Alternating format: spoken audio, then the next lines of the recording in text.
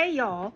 So I was just talking about trusting yourself, and I wrote some notes on one of the ways that you lose trust in yourself in abusive relationships. And one of those ways is through triangulation. Triangulation is when someone, usually an abuser and a manipulative person, intentionally brings a third party into a dynamic to create insecurity, jealousy, or competition.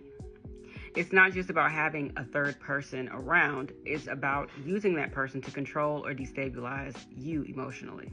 I experienced this in my abusive relationship. He treated me very badly compared to other people, and they were not random people. He was very intentional about who he postured above me.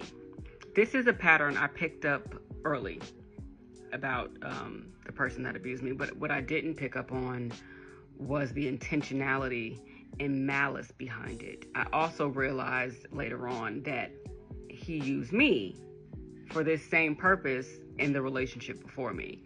So triangulation is not okay. And if you suspect somebody is doing that to you, I suggest that you get the fuck on.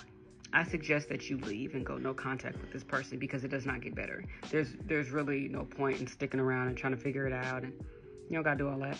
Save yourself the trouble and go. The abuse I suffered was very psychological and calculated and emotional and insidious. It was something that crept up on me. And by the time I realized what was going on, it was like too late. It's so hard to speak of abuse because a lot of people do not care enough to listen. The reality of abuse, right? The dynamic of it, the concept of it, and the abusers, right, is handled very poorly. So before I continue, I just want anyone watching to know that this is a safe space, and I'll read every long-winded comment if no one else is listening to you. I know how lonely abuse can be. I know how isolated you feel. I know how unheard you feel. I know how crazy people make you feel.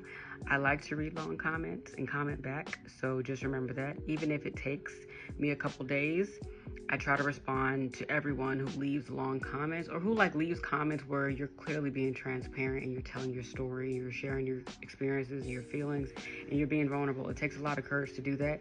And I want you to know I see you. I want you to know I hear you. I want you to know I'm listening. I want you to know that somebody is going to respond to you. Somebody cares, right?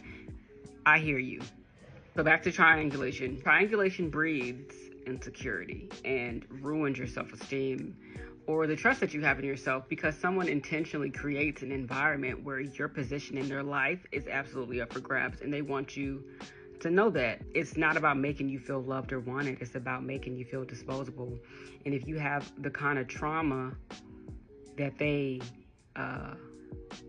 usually look for, which is like abandonment issues, or some sort of, you had an abusive childhood, or you come from a dysfunctional family, or you just have some stuff going on, because abusers are very good at reading people.